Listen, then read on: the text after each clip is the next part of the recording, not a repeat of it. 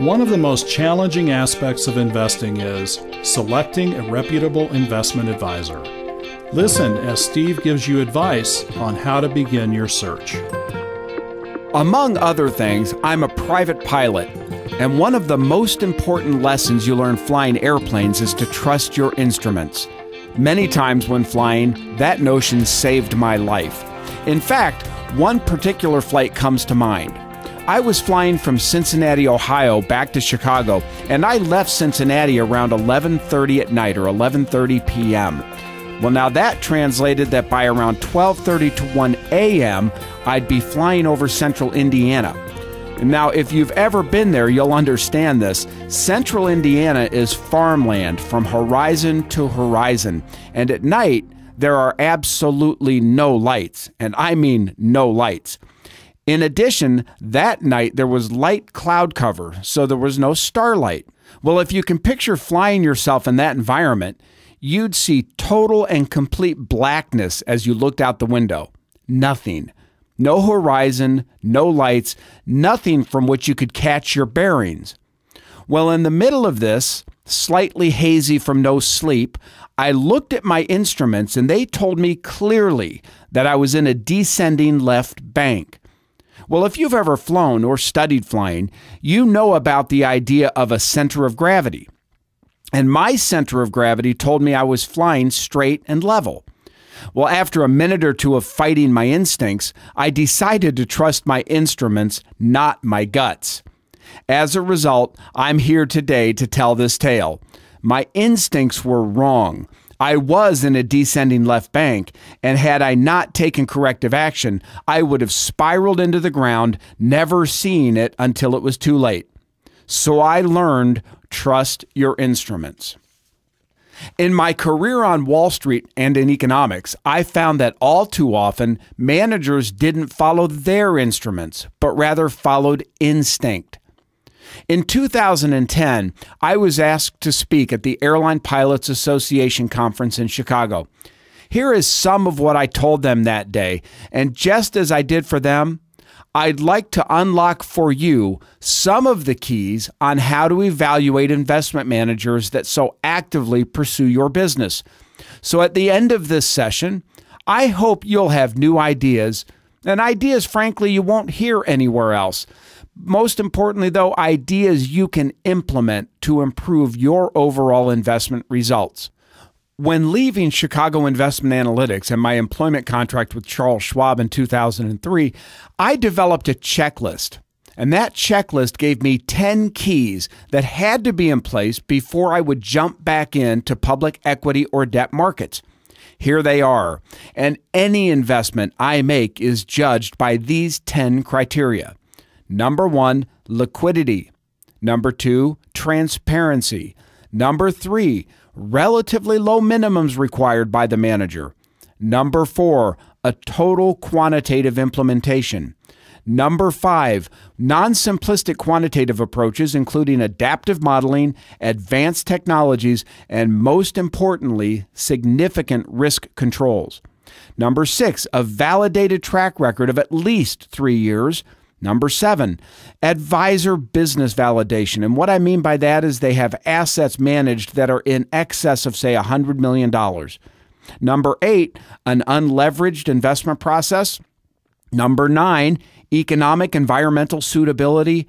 And number 10, a research focus superior to that of a marketing focus. Now, these are 10 simple keys that can make all the difference in the world to your investment performance. And just as I won't fly a plane unless I've completed my checklist, neither would I select an investment manager without those 10 keys in place.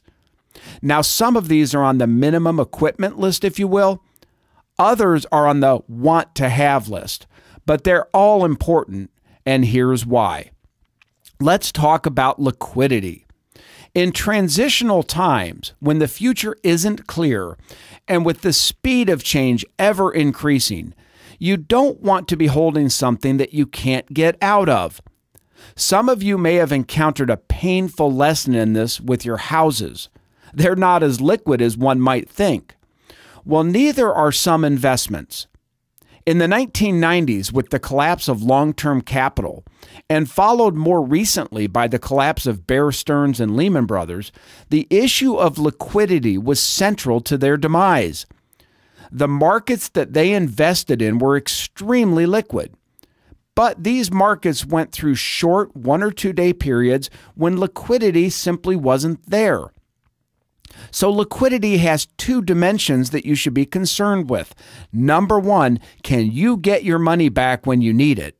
And number 2, can your advisor liquidate the internal holdings when necessary?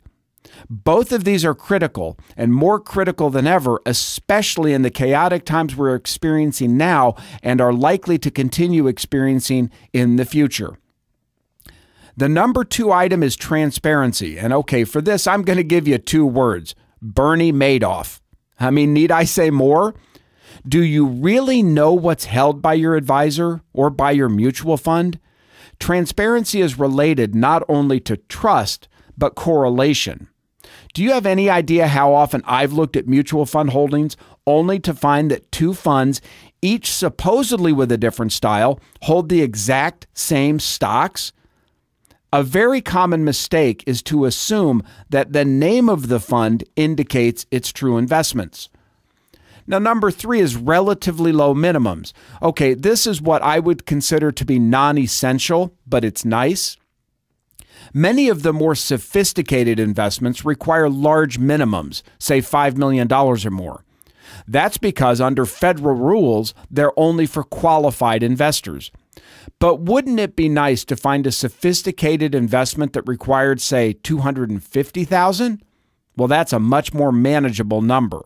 It allows you to dip your toe in the water without jumping in full force. Number 4 I'm going to talk about, and again, I'm biased on this because of my background, but I believe in finding a total quantitative discipline. And we're back to essentials here. I believe that finance and economics should be based on facts. Now, I grant you that there are examples of people, and I'm thinking here of Warren Buffett, who ostensibly make superior decisions without the use of pure numbers. But let me make 2 observations for you. Number 1, Warren Buffett has operated throughout his career effectively in some ways as a computer with skin. He is, by virtue of his allegiance to the Graham and Dodd method of valuation, a true slave to the numbers. So, he is, for all practical purposes, a quant. Second, in the pool of investors, it's a mathematical impossibility for there not to be one of them who succeeds by gut-level investing. It's like taking 1,000 people and having them toss coins. Eventually, one of them will toss heads 10 times in a row, and that may cause you to think that you found a winner. But in the mathematics of it, eventually, flipping the coin must come back to 50-50. So statistically, you're going to get one winner, even if it's just luck. So as you evaluate your own investments or your investment advisor, can you put a mathematical framework around your decision process? Dealing in the institutional world, I can't tell you how frustrating it often was to sit with a professional manager and have them say, "We don't use quantitative strategies." What? Are you kidding? Do you ever look at valuation or growth rates or balance sheets or income statements? Of course you use quantitative methods. You just don't acknowledge it because your process is too random. Thus, the volatility of returns is accrued to those managers. I mean, it's crazy. If your manager can't put a disciplined framework around the detail of how they select one investment over another, my personal opinion is run away. Eventually, even the guy who threw 10 heads in a row will lose. Let me put this into another perspective. If you were flying and you were flying your airplane in the fog, would you trust your gut rather than your instruments? Not many of you would, I hope.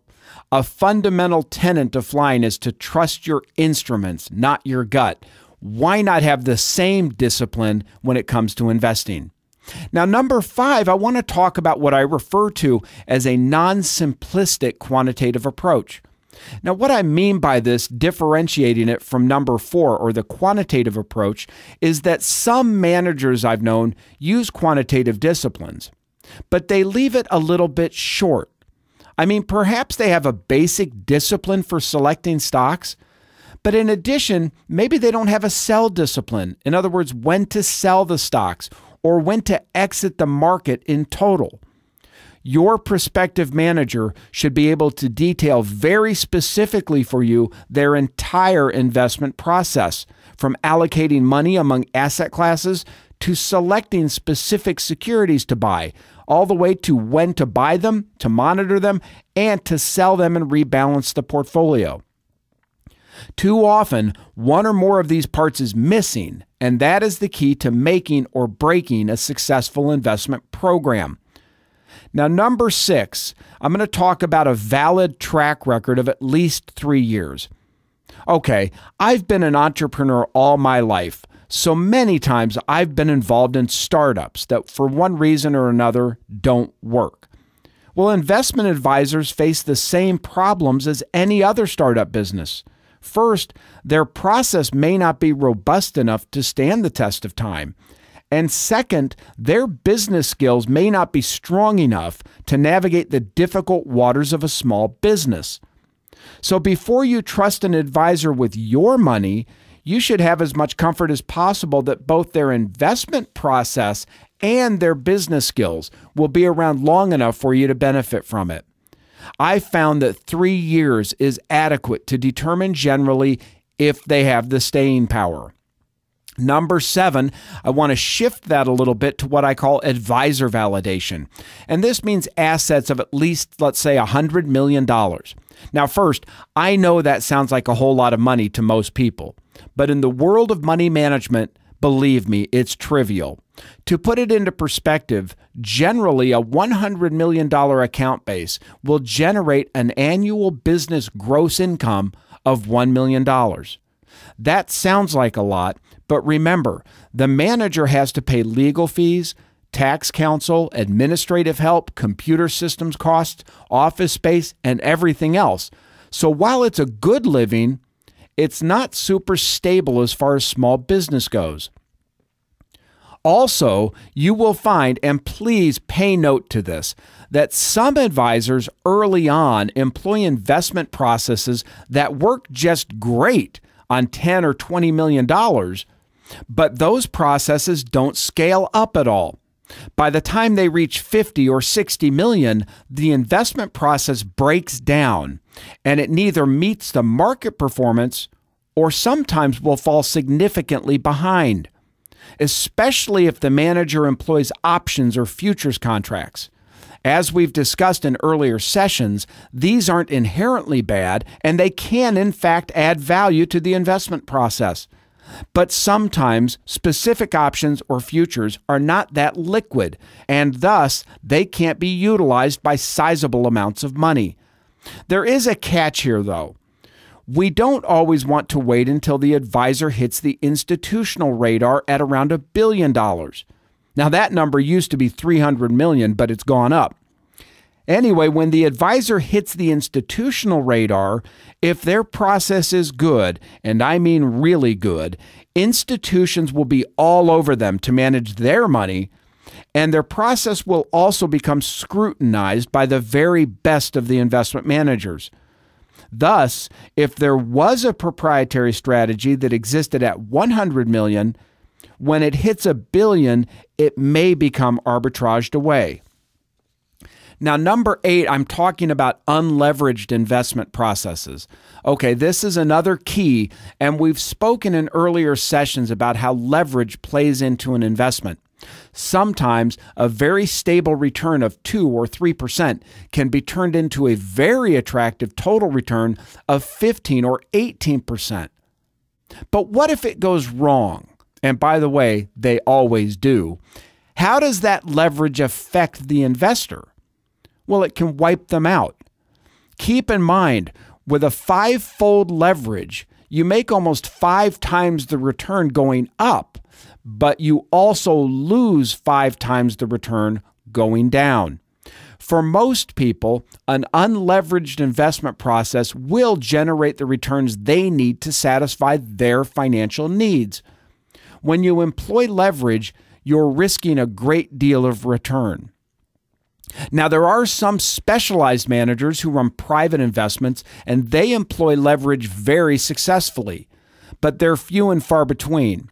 So my recommendation is that you make sure your manager doesn't employ leverage. Number 9. Now, this one's a little trickier because I want to talk about economic suitability. Markets, like economies, go through cycles. Sometimes we're in a growth economy. Other times we're in a value economy. Sometimes we're in a trending market. Sometimes we're in a trading market. As you evaluate your advisor, talk with them about their economic and market outlooks. I don't really care if they're right or not. What I'm looking for here is consistency. Does the manager's investment process match their outlook for the market and the economy?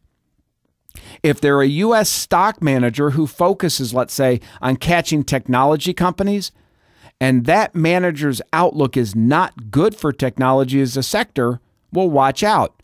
And yes, I've seen this time and time again. I've had discussions with institutional managers who came right out and admitted they're in a marketing game, not an investment game. So look for consistency across the board and always have a healthy dose of skepticism. And number 10, finally, I'd like you to get to know the philosophy of the manager involved. Is their focus on research or on marketing? And I'm not kidding here, this is a real issue. I've had so many meetings with major investment managers who off the record would joke about the marketing nature of the business. And when you look at where their business expenses are focused, you quickly see that they're a marketing business, not a research money manager. So these 10 keys I hope you'll employ to help you find managers that can assist you and help manage your assets to achieve your financial goals. What you've learned from these 10 points will help you get started in finding a good and reputable investment advisor with the skills and experience and ethics to move you forward.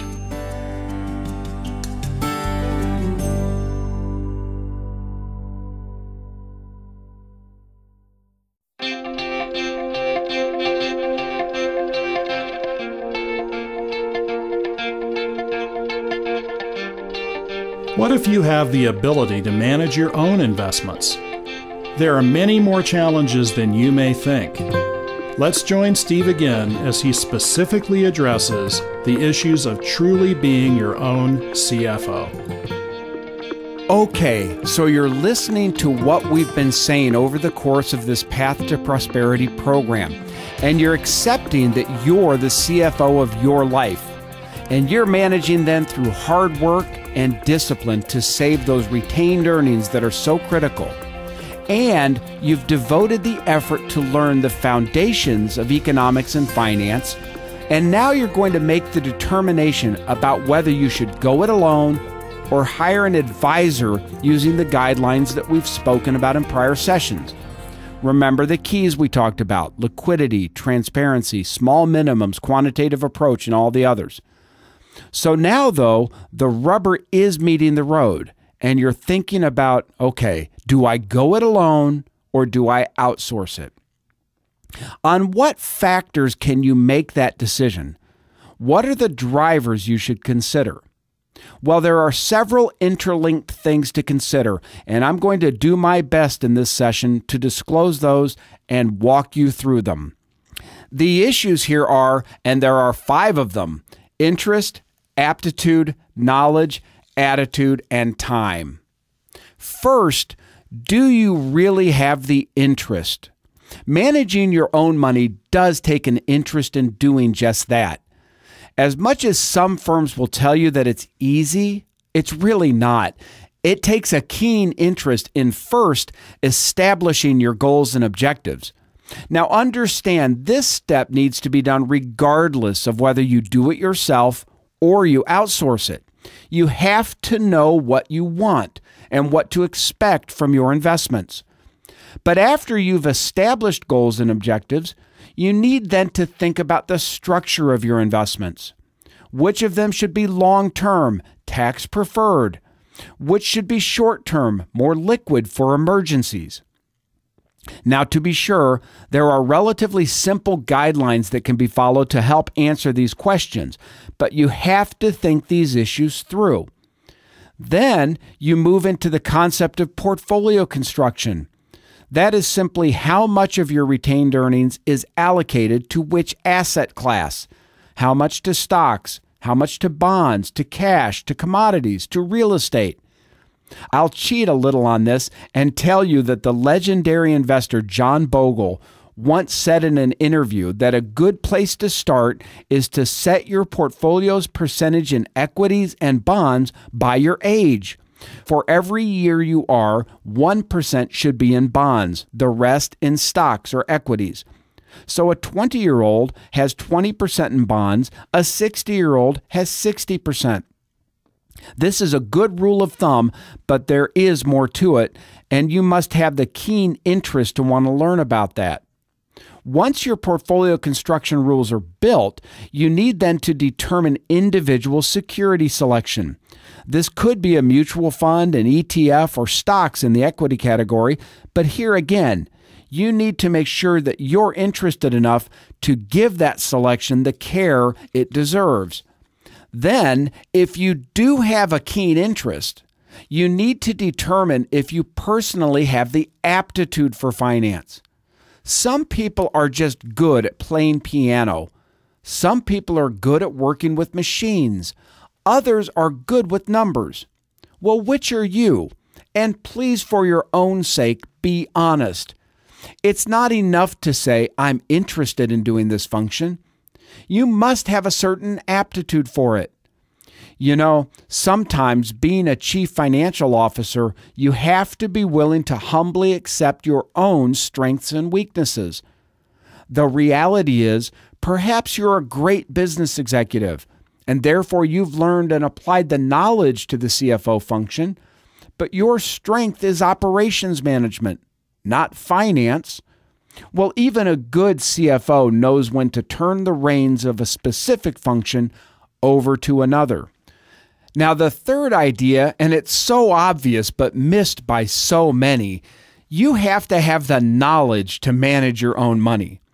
In this Path to Prosperity program, we've opened up 25 topics to you that are all relevant as you add bricks to your financial journey. But there is more to learn, believe me. The subtleties of investing money are significant, and those subtleties make all the difference in the world. There are volumes written about every step of the process, and it's a rare person who has been able to learn all there is to know. I'm not saying here that you have to know everything to invest successfully, but you have to learn to know what you know and to know what you don't know. Otherwise, you'll end up being blindsided and wish you had learned more. Okay, so you've got the interest, you've got the aptitude, and you've got the knowledge. What's next? Well, is your attitude up to the task of investing your own money? I mean, it takes a great deal more discipline than you might think to manage a portfolio. I mentioned in earlier sessions about the returns that can be accrued by, for example, day trading your account.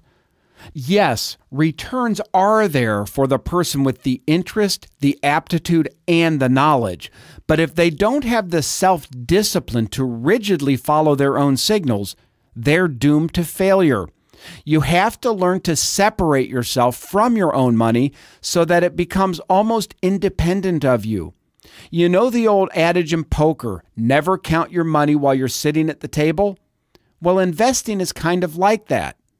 While you want to track your performance closely at the top level, you don't want to become biased by what you've done recently, good or bad.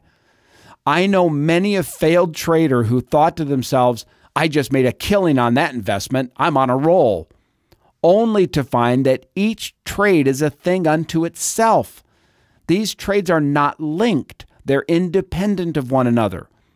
The self-discipline to be able to override your instincts at the right time and follow your instruments is one that can be learned, but you need to learn it as best you can first before you start. And then finally, time. Do you have the time to engage your interest, maximize your aptitude, build your knowledge, and execute on all these for a successful investment program? Perhaps or perhaps not, but you need to know that it does take time. I hear ads all the time that tout programs, hey, work only a few hours a day and make thousands of dollars a day. Well, you know what? I say to that, nonsense. This may work some of the time, but only if you've invested the time to gain the knowledge ahead of time. Sometimes executing investment strategies may not take a lot of time. In fact, I would suggest that some of the most successful strategies can be flat out boring, and they don't really take any time. But don't be misled. Building the knowledge, learning the discipline, and all of the different components that make this possible do take time. So be prepared to commit the time to learn the functions you need to learn. So, for some of you, and I would venture as a result of watching this industry for so long, and I'll say then that it's a minority of you, you will venture out to do it on your own.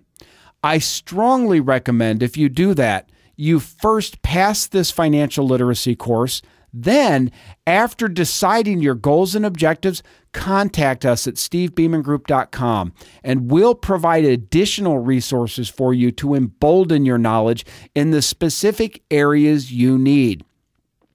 For the select few who pass this course and have the interest, the aptitude, the knowledge, the attitude, and the time, we are creating a select program called the Buttonwood Club. This is a private offering available to a select few members of the Steve Beaman Group who have demonstrated a full understanding of finance and the implications of it, and then wish to trade their own account. The Buttonwood Club will provide additional resources and systems to help make a successful investor or trader even more successful. But what about the majority?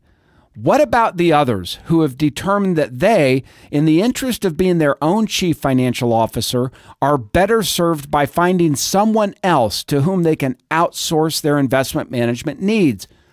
Well, for you, there are a number of places you can go. You can walk into almost any bank and they'll offer you an investment specialist to help you decide which investments meet your needs. You can walk into any one of the many discount brokers, and they'll be happy to assist you in setting up your trading account. You can walk into a full-service brokerage firm, and they'll perhaps go so far as to give you a fully blown-out financial plan. Or you can even walk into an insurance agency where some of the agents now are dual licensed and can help you with both insurance and investments. Finally, you can find a private investment advisor who's suitable and consistent with your view of the economic world. These advisors take clients in at all stages, but prefer, for obvious economic reasons, that clients have no less than $250,000 in assets. I mean, think about it. That sounds like a lot of money to you and me, but to them, a $250,000 account generates a whopping $2,500 per year in gross income. Now, if that advisor has a lot of administrative cost, legal cost, and have to pay their own time, supporting it from $250,000 accounts doesn't really pay off for them, so they don't do it very often. So if you're just starting out, you'll probably have to self-manage for a while. But then you can move up to the bank or the brokerage firm, and finally then to the private investment advisors. Now, I've seen statistics, and these are very interesting statistics, on performance. And the numbers do suggest that people who hire advisors tend to outperform those who don't. The reason isn't that these advisors are smarter than you, unless that is you find one of the rare ones who really is, but they do have the interest, the aptitude, at least you hope so, the knowledge, and again, you're hoping here, but the attitude and the time to do that business. Interestingly, most mutual funds do underperform the market, but most private advisors outperform. That's an interesting notion. Having an advisor working for you can really be a good thing. And to be straight, for the vast majority of you, I would recommend it. Contrary to the emotions and feelings that have been so prevalent in the last 2 years, and more accurately since 2008, most people are well served by their advisors. And contrary to what you hear in the national media, the investment advisory side of most brokerage firms really are out to serve their clients. This side of the business is known as the buy side, whereas the investment banking and brokerage sides are known as the sell side. For decades, the buy side has been thought of as a much less aggressive and much more client service centered side of the business.